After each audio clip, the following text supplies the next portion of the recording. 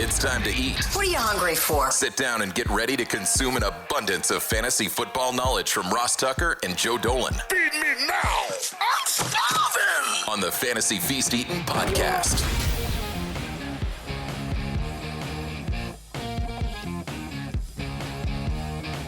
Yeah, let's eat, baby. It is the Fantasy Feast Eating Podcast. We are, of course, presented by DraftKings. Just use the code Ross, whether you're playing amazing best ball on the DraftKings app, or heck, we got some college football games that count this week, week 0.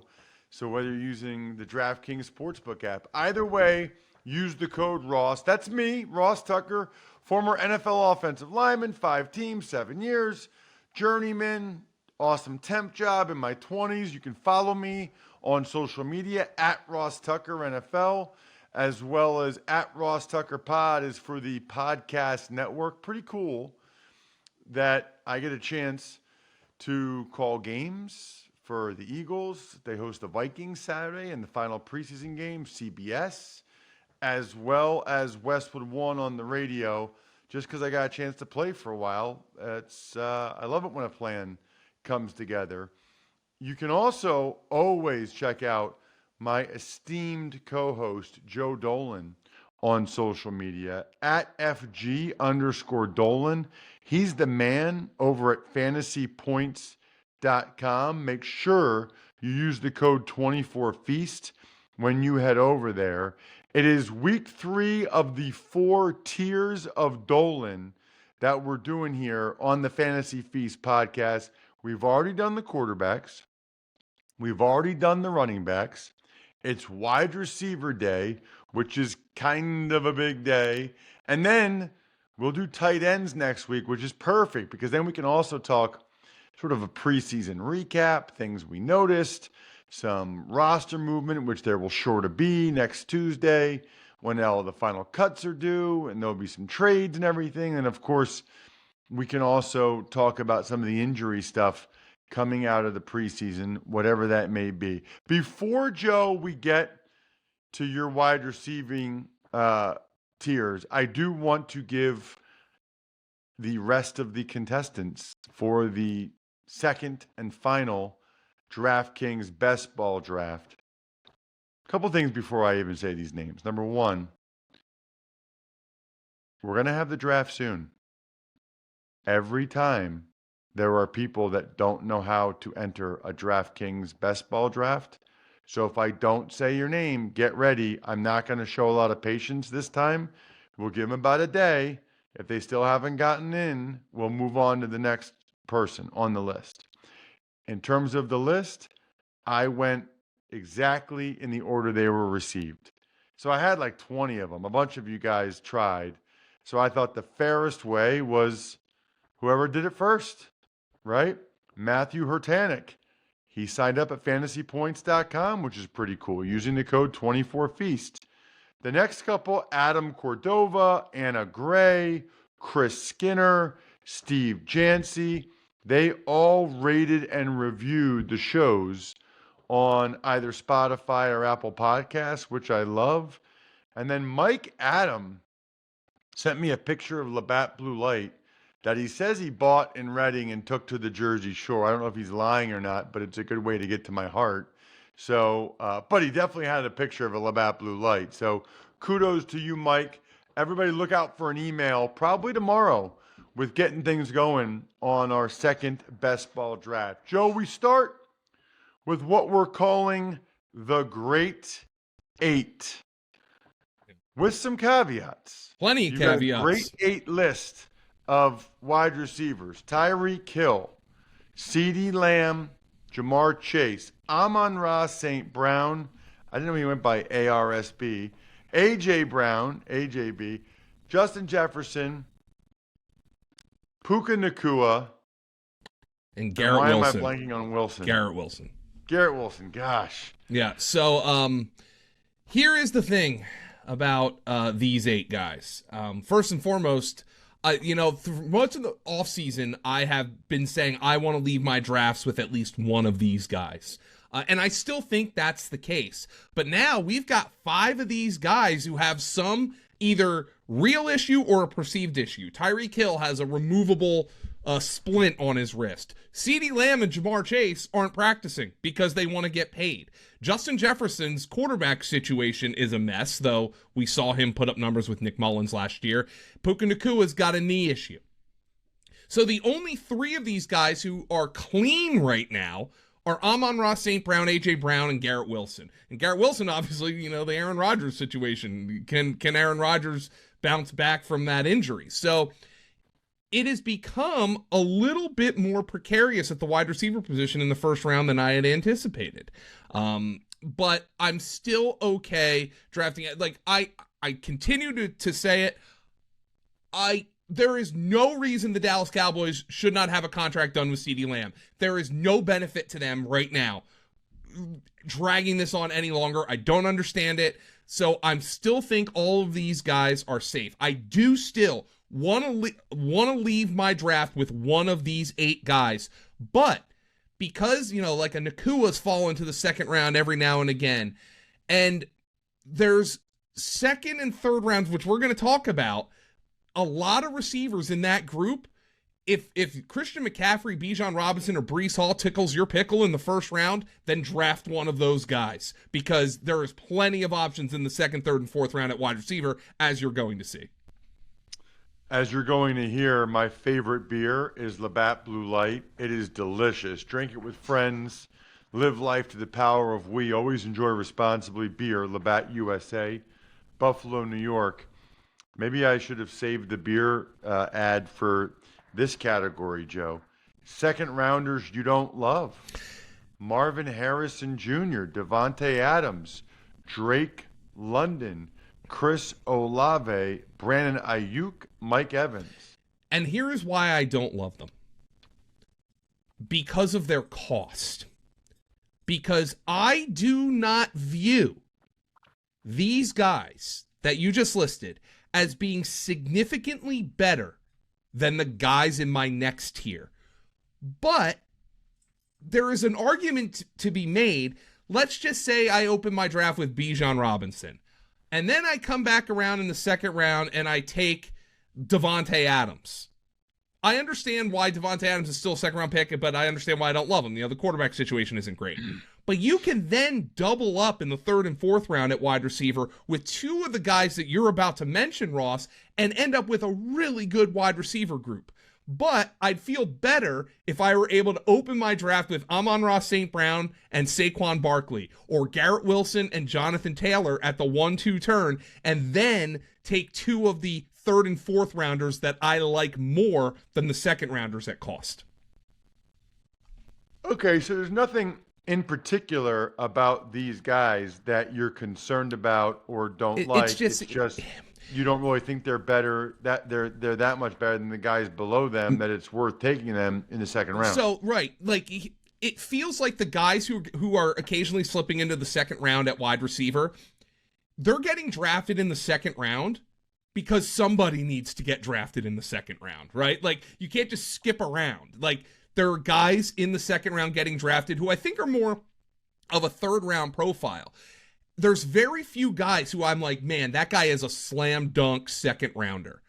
And I think that's kind of part of the nature of the game, the beast, right? Second round players aren't good enough to be first rounders. So there's something you don't like about them. But then you get to these guys in the third round and you're like, your brain automatically is like, oh, third round, that's cheaper than second round. And these guys are actually closer to the second rounders than the second rounders are to first rounders. So that's why I really like these receivers in the third and fourth round. I guess my brain is just perceiving them as being cheaper for a similar product to what you're getting with the second round receivers. Got it. That makes sense to me. A lot of times teams don't love drafting in the bottom of the first round because those are still guaranteed contracts. Mm-hmm. Those are still first-round picks. But, a lot of times teams only have 16 guys with the first-round grade or 18 guys with the first-round grade. Still got to take somebody at pick 27. I wonder who the last NFL team to have 32 first-round grades was. And it probably has never happened, is my guess. Well, no, not if they're doing it right. Yeah. All right, so the third and fourth rounders that you like more at cost: Nico Collins, Debo Samuel, Jalen Waddle, Stephon Diggs, Cooper Kupp, DJ Moore, Michael Pittman, Malik Neighbors, DK Metcalf, and Devontae Smith?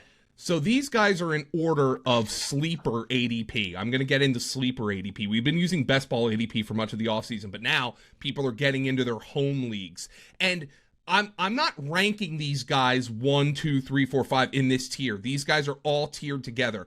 I think Devontae Smith is one of the biggest screaming values on sleeper right now. He's a borderline 4th, 5th round pick. And that's the thing. This is exactly what I'm getting at.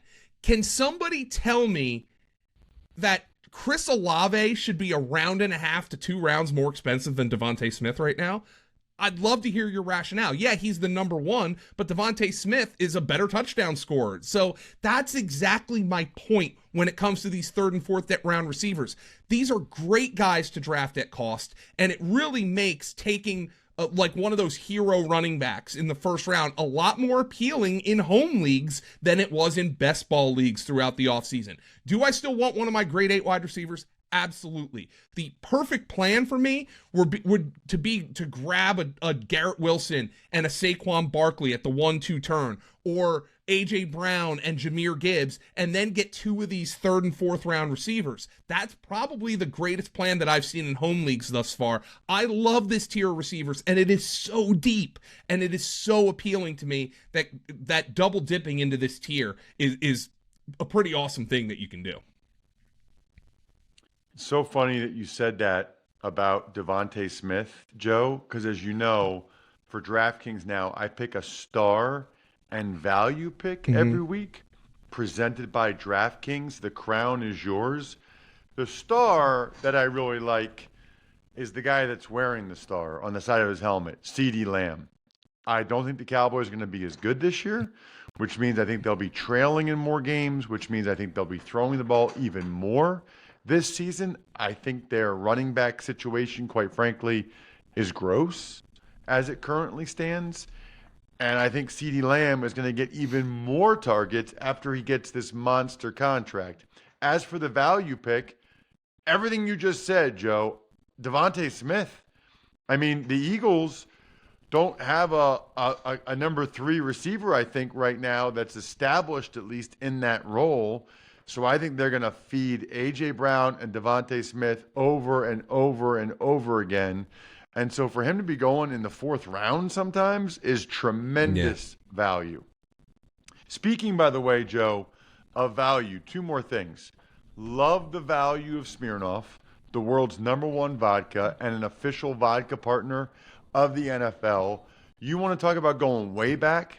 Smirnoff's been around since 1864. Shout out to Mr. Smirnoff or Mrs. Smirnoff, whoever started it. That was a good idea. Let's do a vodka company. I like it. Grab a bottle of Smirnoff at your local retailer and head to Smirnoff.com to find recipes of delicious cocktails perfect for game day. Please drink responsibly. Smirnoff number 21 vodka, distilled from grain, 40% alcohol by volume. The Smirnoff Company, New York, New York. Please do not share with anyone under legal drinking age. Speaking of that value, though, Joe, you have a category unto itself. The best value on the board, ? Chiefs receiver Rashee Rice. So the value is expiring because with every passing day, people are realizing, oh, this guy's not getting suspended, is he?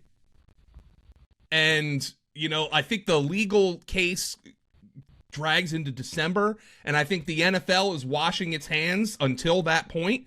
Rashee Rice last year as a rookie, 79 catches in 16 games, of which he started only 8 of those games. So he started 8 games and caught 79 passes. If Rashee Rice was a choir boy and he's outside and he's working in the soup kitchens and he's paying people's layaway on Christmas presents instead of doing whatever it was he was doing this offseason, he'd be a 2nd round pick.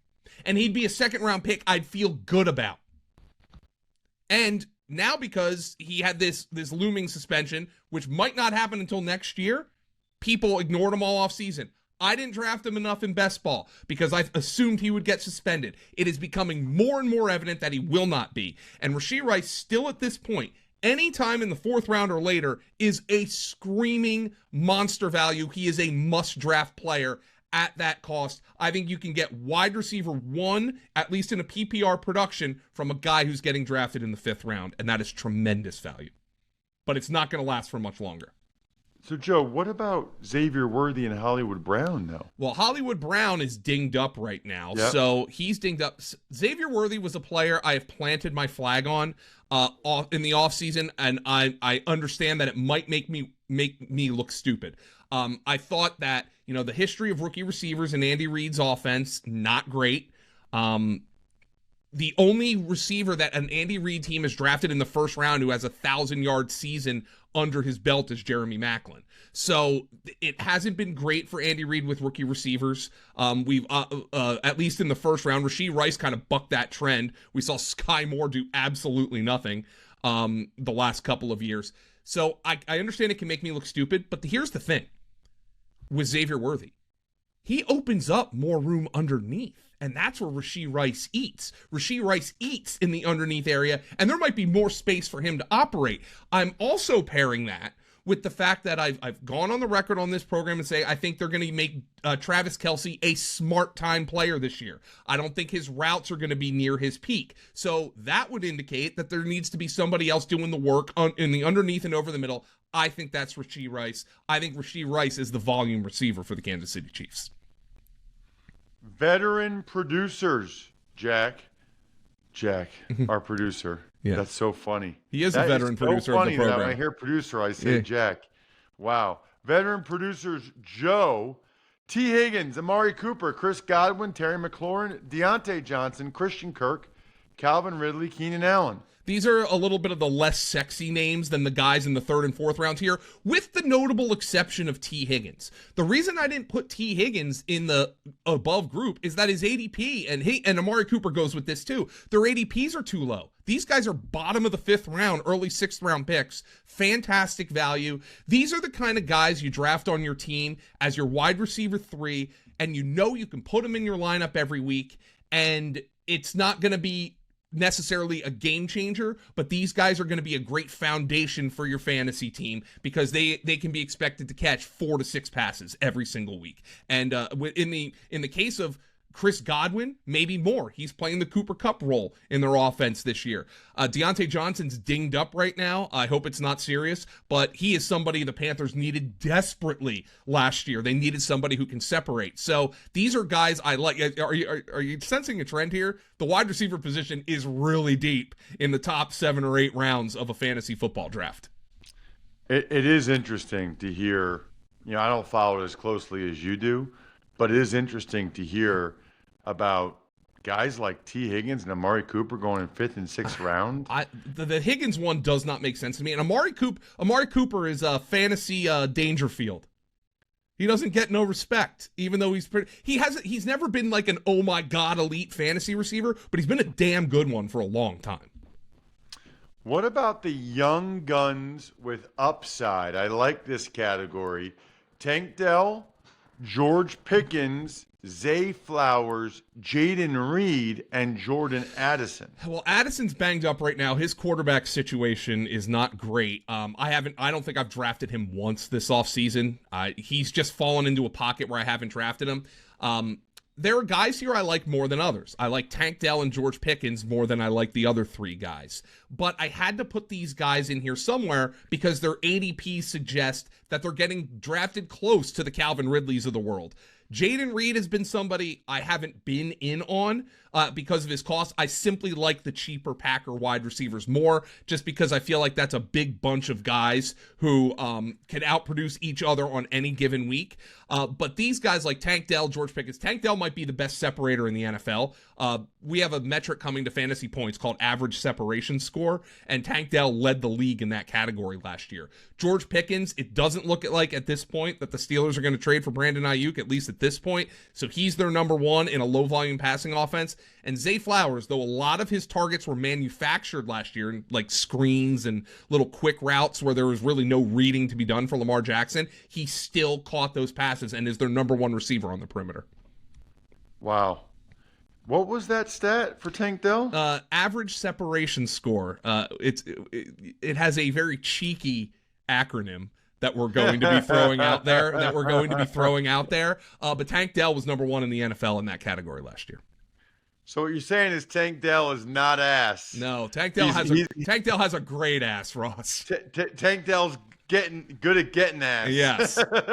So we were like, when we were talking about it, we're like, are we actually going to call it this? And we're like, yeah, of course we are. Why not? It's fun, like you just. Dude, I love this. Yeah. it's gonna be on Fantasy Points data later this year. So average separation score. That is great. Come on, man. It's supposed to be entertaining. Yeah, Tank Dell has a great ass, Ross. I can guarantee you that. Speaking of entertaining. Well, we're waiting. Yeah. Jackson Smith-Njigba, Christian Watson, Jameson Williams. So Smith-Njigba is kind of a weird fit here because he's only going into his second year in the NFL. I think people maybe anticipated a little bit of a better rookie season, but he's getting drafted after Jaden Reed. So in a lot of leagues. So I had to put him somewhere.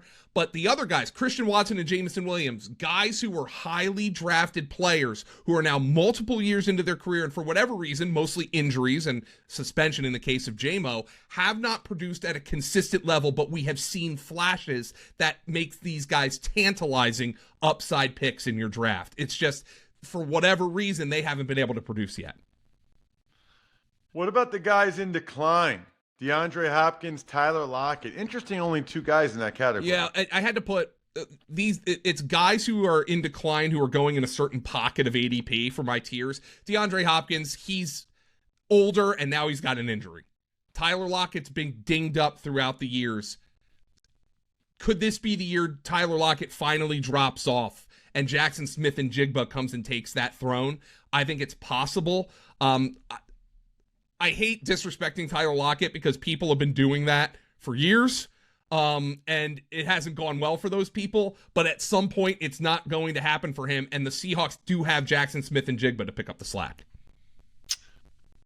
I like this next category because these are the guys I was curious about. The next rookies: Ladd McConkey, Brian Thomas, Rome Odunze, Xavier Worthy, Keon Coleman. Yeah.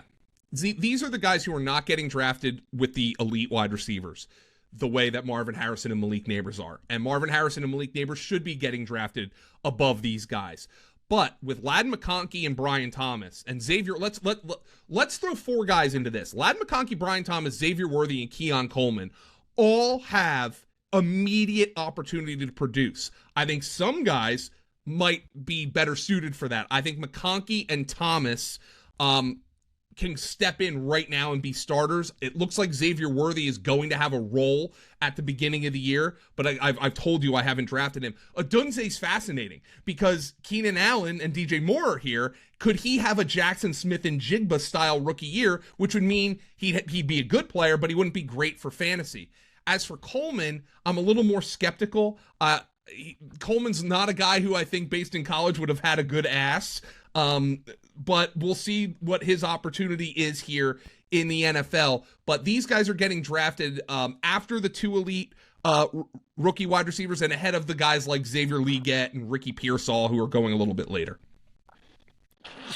The next Nico Collins. You've teased this a couple times this offseason. The last two categories are the next Nico Collins and the other Packers, which is a hilarious category. That's Dobbs and Wicks. Romeo Dobbs and Dontavian Wicks. Take your pick. You can get him as your wide receiver 6, and I like that. Really quick on Joshua Palmer. Everybody is like, oh, Dolan, who's the next Puka Nacua? I said that's really hard to find because Puka Nacua broke a lot of records. What about the next Nico Collins? Somebody who's flashed in the NFL thus far, has an established quarterback, and there is a lot of opportunity for targets here. That's Joshua Palmer of the Los Angeles Chargers. He is a guy I am making it a point to get as my wide receiver 5 in my leagues. And the other Packers? Romeo Doubs and Dontavian Wicks, you can draft them as your wide receiver 6, baby. And I love those picks, especially Wicks at his cost. I love all your picks, Joe. Check him out on social media. He's the man, the fantasy gangster, at FG_Dolan. I'm at Ross Tucker NFL. We are at Ross Tucker Pod. We got tight ends and recapping the preseason and the transactions next week. I'm stuffed. We're done. Thanks for tuning in to Fantasy Feast. Make sure to also check out the Ross Tucker Football Podcast, Even Money, and College Draft, all on the DraftKings Network, YouTube, or subscribe to the podcast on your favorite platform.